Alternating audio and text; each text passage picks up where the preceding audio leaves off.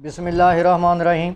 आज हम डिस्कस करेंगे कॉम्बिनेट्रिक्स, उसका लेक्चर है 21। हम डिस्कस कर रहे थे रिकरेंस रिलेशन को। हमारे पास एग्जांपल है 6.33। Solve the recurrence relation given that a n is equal to 2 a n minus 1 plus a n minus 2 a naught is equal to 1 a 1 is equal to 0। The recurrence relation a n is equal to 2 a n minus 1 plus a n minus 2, इसको 2 से multiply करें और इतना अगर इसको क्या कर दें नेगेटिव, इज इक्वल टू 0। अब आप देखें A N N minus 1 N minus 2, तो एन माइनस 2 का मतलब है कि हमारे पास एन माइनस आर था, आर की वैल्यू क्या है 2, इसका मतलब हमारे पास जो ऑर्डर है वो 2 है। तो कैरेक्टरिस्टिक इक्वेशन क्या आएगी, x square minus 2x plus 2 is equal to 0। A की वैल्यू हमारे पास क्या है 1, बी की वैल्यू हमारे पास माइनस 2, सी की वैल्यू हमारे पास 2।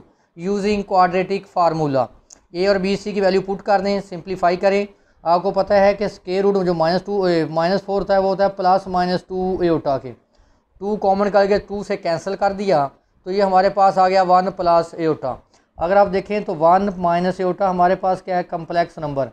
तो मैंने आपको बोला था जब भी आपके पास रूट्स कम्प्लेक्स आएंगे वो हमेशा दोनों एक दूसरे का कॉन्जुगेट होंगे। कैसे, 1 प्लस एटा का कॉन्जुगेट 1 माइनस एटा, ये हमेशा कॉन्जुगेट में होंगे। और मैंने कहा था कि जब आपके पास पोलर फॉर्म आपके पास कम्प्लेक्स नंबर आ जाए तो आप उसको चेंज किया करें पोलर फॉर्म में। अगर आपको याद हो तो पोलर फॉर्म क्या थी, z is equal to r cos theta plus eta sine theta, ये हमारे पास थी पोलर फॉर्म। कार्टीजियन फॉर्म क्या होती है, z is equal to x plus eta y, ये हमारे पास कार्टीजियन फॉर्म है। और ये हमारे पास क्या है, पोलर कोऑर्डिनेट यानी पोलर फॉर्म है। तो पोलर फॉर्म को आप कैसे चेंज करते थे, आर स्केयर आपके पास था x square plus y square, और थीटा आपके पास था tangent inverse y over x. हमारे पास कम्प्लेक्स नंबर क्या है, 1 प्लस एटा वाई, जिसको हम लिखते हैं एक्स प्लस एटा वाई। पहला रियल पार्ट किसके बराबर है 1 के, और वाई किसके बराबर है, वो भी किसके बराबर है 1 के। एक्स की वैल्यू 1, वाई की वैल्यू 1, इसको मैं चेंज करना पोलर फॉर्म में। यहाँ पुट निकालें, आर की वैल्यू यहाँ पुट करें 1 का स्केयर, वाई की वैल्यू यहाँ पुट करें 1 का स्केयर, तो आर स्केयर हमारे पास आ गया 2, आर की वैल्यू हमारे पास क्या आ गई 2। अब निकालेंगे थीटा, क्योंकि आपको पता है कि relation r and theta is called polar form. अगर आपके पास आंसर हो आर और थीटा की फॉर्म में तो वो कहलाती है पोलर फॉर्म। अब हम थीटा निकाल लेते हैं, टेंजेंट इनवर्स वाई की वैल्यू क्या है 1, एक्स की वैल्यू क्या है 1, तो टेंजेंट इनवर्स 1 क्या होता है π/4 यानी 45। अब दोनों वैल्यू उठा के हम यहाँ पुट कर देते हैं, हमारे पास आ गया z is equal to r की वैल्यू स्क्वायर रूट 2, और हमारे पास थीटा की वैल्यू आ गई cos π/4 प्लस एटा साइन π/4। क्योंकि पोलर फॉर्म में इसलिए चेंज करते हैं क्योंकि पोलर फॉर्म में जब आपके पास नंबर की पावर वेरी लार्ज नंबर होगी तो वहाँ पे हम डेमोवियस थ्योरम अप्लाई करते हैं। फॉर एग्जांपल मैंने बताया पहले भी आपको, cos theta plus eta sine theta की पावर n, डेमोवियस थ्योरम। तो ये उस वक्त अप्लाई करते हैं जब जो आपके पास क्या हो, पावर क्या हो, लार्ज हो। तो ये जो पावर होती है थीटा के साथ क्या मल्टीपल बन जाती है, cos n theta plus eta sign n theta, जो पावर होगी वो थीटे के साथ क्या बन जाएगी, मल्टीप्लाई हो जाएगा। तो देखिए मैंने पहले पोलर फॉर्म और दूसरे नंबर को आप इसी तरह चेंज करेंगे पोलर फॉर्म में, एक्स इज इक्वल एक्स, ये हमारे पास है एक्स प्लस एटा वाई। अगर कंपेयर करें एक्स की वैल्यू 1, वाई की वैल्यू -1, उसी तरह जैसे मैंने ये आपको बताया पोलर फॉर्म में, इसी तरह दूसरे नंबर को भी मैंने पोलर फॉर्म में चेंज कर दिया। सिर्फ फ़र्क कितना है, यहाँ नेगेटिव का साइन आएगा, वहाँ पॉजिटिव, क्योंकि जब आप थीटा निकालेंगे तो थीटा इन्वर्स आएगा -1, तो वो होगा -π/4 के बराबर। तो हमने इसको पोलर फॉर्म में चेंज किया। जब हमने इसको पोलर फॉर्म में चेंज किया, 1 प्लस एटा को मैंने पोलर फॉर्म में आपको चेंज करके बताया है, तो आंसर क्या था, square root 2 cos π/4 plus eta sine π/4। 1 minus एटा को चेंज करेंगे क्योंकि जो दोनों एक दूसरे का कॉन्जुगेट हैं, तो इसके दरमियान क्या आ गया negative, square root 2 cos π/4 minus eta sine π/4। तो देखें हमारे पास 2 आंसर है। तो सोल्यूशन कैसे लिखते हैं आप, मैंने बताया था कि a 1 प्लस एटा की power n plus b 1 minus एटा की पावर n। तो मैंने लिख दिया a 1 प्लस एटा की पावर n, तो किसके बराबर है ये, square root 2 cos π/4 plus eta sine π/4 की पावर n प्लस b। आप देखें 1 माइनस एटा ये किसके बराबर है, 1 माइनस एटा के square root 2 cos pi by 4 minus eta sine pi over 4 whole power n applying de Moivre's theorem. देखें स्क्वायर रूट 2 की पावर n अलग हो जाएगा, यहाँ भी स्क्वायर रूट 2 की पावर n अलग हो जाएगा। देखिए पावर क्या होगी, थीटे के साथ मल्टीपल हो जाएगा, कॉस n पाई ओवर 4 एटा साइन n पाई ओवर 4। यहाँ डे मोवियस थ्योरम अप्लाई करें, कॉस n पाई over 4 minus eta sign n पाई ओवर 4। अब देखें ये भी कॉस है, ये भी कॉस है, कॉमन का लें, यहाँ से साइन n पाई कॉमन का लें। जब कॉमन का लेंगे देखें a प्लस बी आ जाएगा, यहाँ से कॉमन का लेंगे तो a minus b. a plus b को मैंने c बोल दिया और c माइनस एटा d को मैंने बोल दिया d, a minus Etah b को a माइनस एटा b को मैंने बोल दिया d। तो इसका मतलब है कि ये हमारे पास c आ जाएगा और ये हमारे पास किसकी वैल्यू आ जाएगी, d की। तो अब हमारे पास जो इनिशियल कंडीशंस हैं a0 is equal to 1, a1 is equal to 0। अगर आप कंपेयर करें तो यहाँ n की वैल्यू क्या है 0, तो पुट करें यहाँ 0 क्या आ जाएगा। आपको पता है किसी भी नंबर की पावर 0 हो तो आंसर क्या होता है 1। यहाँ पुट करें 0, cos 0 आपके पास 1, साइन 0 की वैल्यू आपके पास क्या होती है 0। यहाँ n 0 पुट करें, cos 0 1 आ जाएगा और यहाँ पुट करें साइन 0 क्या आ जाएगा 0। तो a0 किसके बराबर है, a0 की वैल्यू क्या है 1, तो हमारे पास c की वैल्यू क्या आ गई 1। अब दूसरी कंडीशन क्या है, n की जगह पे हम क्या रिप्लेस करेंगे 1। यहाँ 1 पुट करें स्क्वायर रूट 2, यहाँ 1 पुट करें cos पाई बाई 4, यहाँ 1 पुट करें साइन पाई बाई 4। तो cos जो पाई बाई 4 है उसकी वैल्यू है 1 over square root 2, sine pi by 4 की वैल्यू भी 1 ओवर स्क्वायर रूट 2 है। यहाँ पुट कर दें तो ये कॉमन कर लें, कैंसिल c प्लस डी। अब देखें a1 किसके बराबर है 0 के, तो c plus d is equal to 0। c की वैल्यू हमने क्या निकाली हुई है 1, यहाँ 1 पुट करेंगे तो जाकर क्या हो जाएगा नेगेटिव, तो d की वैल्यू क्या आ गई -1। देखिए c की वैल्यू भी हमारे पास आ गई और d की, c और d की वैल्यू उठा के हम यहाँ पुट कर देंगे तो हमारे पास ये जर्नल सोल्यूशन आ जाएगा। नेक्स्ट हमारे पास है जर्नल लीनियर रिकरेंस रिलेशन। अब हमारे पास क्या है, पहले होमोजीनियस थी, अब हमारे पास जो इक्वेशन है वो नॉन होमोजीनियस है। तो वो क्या होगी, a0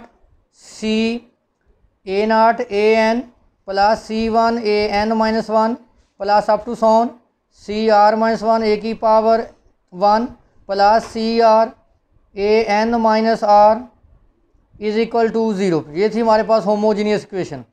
जब आपके पास बराबर किसको 0 के, अब हमारे पास क्या है f ऑफ n, इसका मतलब है ये हमारे पास क्या है non homogeneous. f of n अगर आपके पास नॉट इक्वल टू 0 हो तो क्या होगा होमोजीनियस। f ऑफ n की जगह पे क्या आ सकता है, e की पावर 2n आ सकता है, वैल्यू आ सकती है, कभी n स्क्वायर प्लस 2n होगा प्लस 5। तो आगे हमारे पास है c0 cr हमारे पास कॉन्स्टेंट्स हैं। तो जब आप जर्नल नॉन होमो लीनियर रिकरेंस रिलेशन को सॉल्व करेंगे तो उसके दो सॉल्यूशन आएंगे। एक तो हमारे पास आएगा करैक्टरिस्टिक सॉल्यूशन, जिसको हम पहले an लिखते थे, अब लिखेंगे an ऊपर h लिख देंगे। जब हम इसका दूसरा सॉल्यूशन निकालेंगे पार्टिकुलर सॉल्यूशन, उसको लिखेंगे ANP। तो जब आप इसका जर्नल सॉल्यूशन फाइंड करेंगे तो an is equal to ANH plus ANP। तो देखिए हमारे पास पार्टिकुलर सॉल्यूशन को हम an के बराबर p से डिनोट करते हैं और जो हमारे पास करैक्टरिस्टिक सॉल्यूशन है यानी होमोजीनियस इक्वेशन का उसको ANH लिखते हैं। दोनों सॉल्यूशन को हम क्या कर देंगे, ऐड कर देंगे। इसकी एग्जांपल देखें तो आपको ये समझ आ जाएगी। ये नॉन होमोजीनियस रिकरेंस रिलेशन जो पहले हमने डिस्कस की थी वो थी होमोजीनियस रिकरेंस रिलेशन। एग्जांपल हमारे पास है 6.41 सॉल्व द रिकरेंस रिलेशन। देखें पहले हमारे पास ये फंक्शन किसके बराबर होता था 0 के, अब हमारे पास किसके बराबर है 2 माइनस 2n स्क्वायर के। तो इसका मतलब है ये नॉन होमोजीनियस रिकरेंस रिलेशन है। तो इसके दो सॉल्यूशन आएंगे, एक को मैंने ANH कहा, दूसरे को मैंने ANP कहा, फिर हम दोनों को सॉल्यूशन को क्या कर देंगे ऐड। तो हमारे पास जो कंडीशन है initial condition A0 is equal to 3 recurrence relation an minus 3an minus 1 is equal to 2 minus 2n square the characteristic equation is. तो क्या करते हैं हम रिकरेंस रिलेशन किसके बराबर पुट करेंगे 0 के। अब आप देखें an माइनस 3an माइनस 1, अब आप देखें तो इसका आर्डर क्या है 1। तो कहाँ से शुरू करेंगे x से, x minus 3 is equal to 0, x की वैल्यू क्या आ जाएगी 3। तो सोल्यूशन हम क्या लिखेंगे, हमारे पास a की वैल्यू आई है तो ANH कैसे लिखते हैं 3 की पावर n, एक वैल्यू तो यहाँ तक हमारा सोल्यूशन आएगा वेयर a इज़ कांस्टेंट। आगे हम इसका सोल्यूशन फाइंड करेंगे पार्टिकुलर सोल्यूशन। देखें ये हमारे पास पोलिनोमियल है जिसका आर्डर क्या है 2, तो इसको हम क्या लिखेंगे 2 माइनस 2n²। अगर इसका आर्डर 2 है तो हम स्टार्ट करेंगे an² plus bn plus c, क्योंकि ये क्वाड्रेटिक इक्वेशन है। हर वो इक्वेशन जिसकी डिग्री 2 होगी उसको हम बोलते हैं क्वाड्रेटिक इक्वेशन।